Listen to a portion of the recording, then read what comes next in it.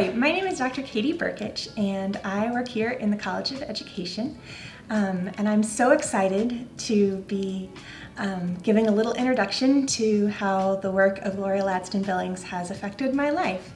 I have read many of her seminal pieces and other things she has written, but the thing that I use the most in my teaching is a transcript from a plenary session that she gave at the National Association of Research and Science Teaching, or NARST, in 2003.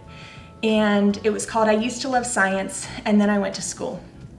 And in it, she tells a story about when she was in 7th grade. She had to do a project where she collected leaves, deciduous leaves, and the goal was to collect 10 deciduous leaves, mount them, and label them to create a booklet. What her teacher didn't know is that unlike most of her classmates who lived near the school, near one of the oldest botanical gardens in the country, she traveled by trolley and bus to get to a school that her mother thought would give her a better chance at life. And in her neighborhood, all the trees had been taken out and replaced by sycamores. Her mother reached out to a coworker who worked in a greenhouse and was able to get her leaves the night before the project was done. And she thought the leaves were absolutely beautiful. But when she got back to school the next day, she realized that she had failed her project.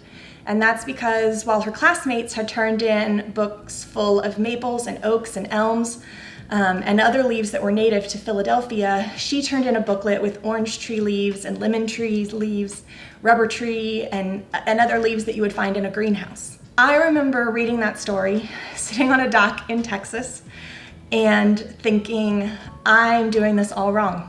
I was teaching in a majority-minority school, and I was doing the best I could, but I was teaching them the way that worked best for me, was most convenient for me as a teacher, and also the ways that had worked for me as a child.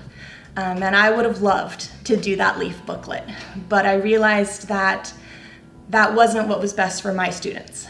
And so I actually was motivated to go back to school and get my doctoral degree because I realized what I was doing wasn't working, and there were a whole lot of white middle-class teachers like me teaching in these schools, and it wasn't working either.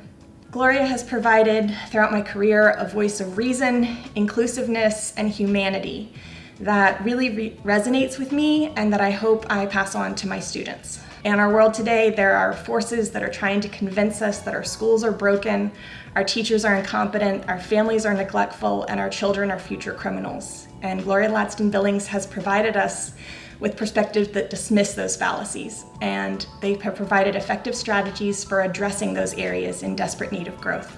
I think we all hope to leave some kind of legacy, whether it's our work, our family, our activism, or our relationship with others. We want to have an impact that lasts. And Gloria Ladson-Billings is one of those people that you can definitely say has left a legacy. We are different and we are better as educators because of the work that she has done.